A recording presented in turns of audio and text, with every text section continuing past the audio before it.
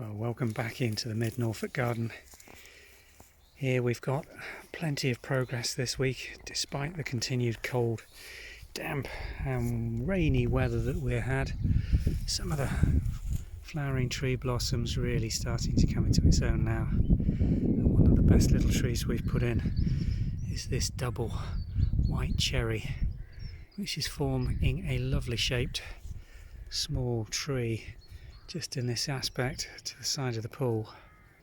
Trees underplanted with these daffodils, narcissi. And we've also got some fritillaria in here which are just coming out. We'll show you those in a minute. But this tree's been in now about 7 years and it's in a nice moist fertile bit of soil, so it's put up approximately 15 foot of growth right to the top, and it's covered in blossom this year. Should look really nice in a week or so when that's fully open.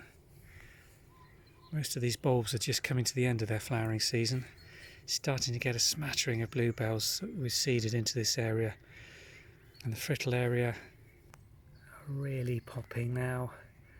This white one is particularly good because of the contrast it gives against the green, but there's nothing quite as spectacular as these beauties.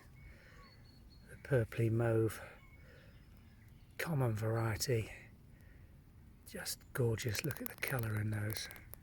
Whatever the light, even in the dull shade we've got here this afternoon, they are stunning when you get close up to them. We buy these as potted bulbs from flower auction locally.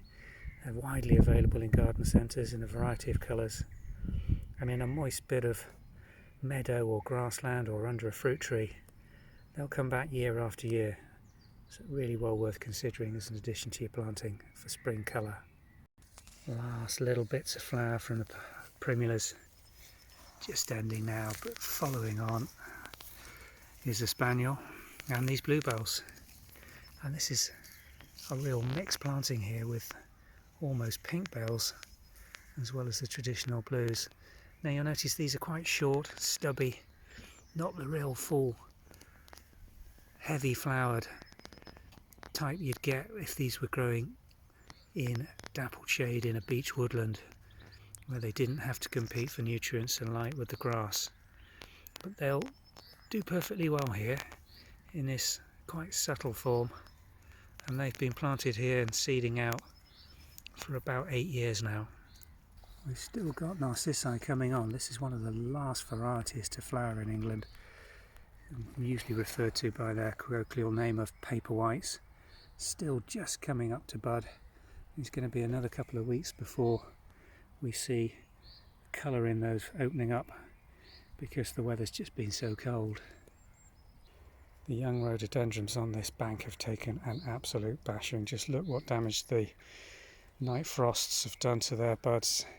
This earlier variety is going to do nothing this year at all. They've browned off. Even the buds that were later in forming, they're just not going to open with any colour, but shows the value of planting a mixed variety in a long line like this, and this much later deep red variety. The other one was a pastel pink, but these are fine, had no frost damage on them whatsoever. The buds obviously at a much hardier stage when those frosts were hitting, and if we get away with it and the frosts are gone, we should get a good display of colour from these over the next couple of weeks. This little tree is a fruiting quince. Got the most spectacular large pale whitey pink flowers as they open up, followed by magnificent sized fruit. I think we showed you these the end of last season. It's put a decent amount of growth on. I don't have to prune this tree at all. We're just letting it grow completely in its natural form, and it naturally does form this very dense segmented canopy with multiple stems coming away from the branches. It's not a fast growing tree. This will take years and years to gradually get up to around 15 or 20 feet. So a nice, very colourful and decorative medium sized tree for a smaller garden. Unlike most pear trees now, this one we had to take the top completely out of last year, but it's a great example to show you just the effects of pruning and how to get these fruiting or flowering spurs. Just look at this, we're cutting back to 2 buds, and when this breaks you get these flower bracts forming and then ones that grow away will cut back to 2 buds to form this multi-stemmed growth that will give you the fruit that you can pick at this level. But just look what's happened where we've taken the top out. That tree's trying to go straight up again, and we should have pruned these last autumn. We didn't.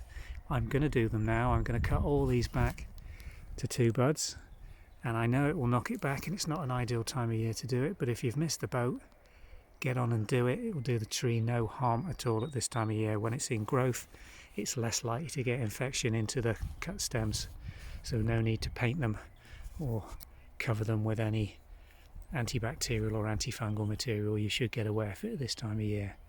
So we're going to try and get our secateurs and ladders out and take the top out. You see on that new growth from last year, that was all 1 year's growth after the prune. No flower on it at all. All the flowers on the 2-year-old growth down here where it's been pruned properly. And one reason why we had to take the top out of this tree is the power cables running over the top, which was threatening to go into, but also we just weren't picking the fruit. It produces so much fruit at this level. It's far more sensible to have these arching lower stems trained down and keep the tree compact with all the concentrated energy going into the lower boughs and the fruit that you get from the level you can pick.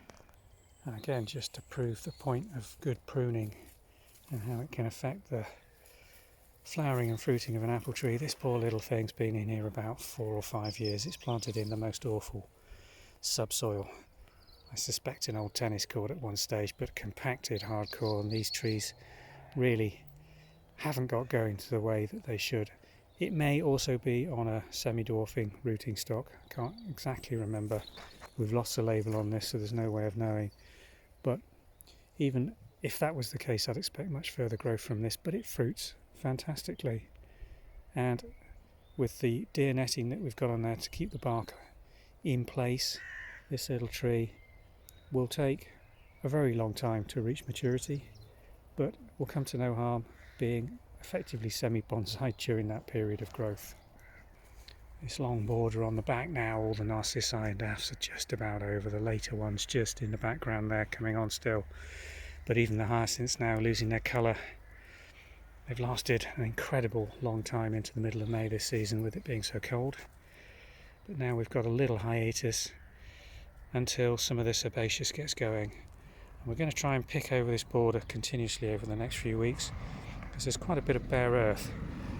Our policy on growing herbaceous is to plant it quite close together and smother the weeds the best that we can. If you can cover the soil with a good canopy of leaf growth from herbaceous as it comes up, then the germination of your seeds won't be as rapid or as fast as it would otherwise be if the soil was exposed. These roses are starting to come into bud. We've got the tree peonies just again breaking bud. A little too early for those. You can see some frost damage and browning off of the leaves on the top, but that's just been the season and we'll just have to wait for them to come back. That will definitely affect some of the flowering that we're going to get in the garden this summer, but well, there's always next year, so we'll just keep going and see how things come along over the next few days.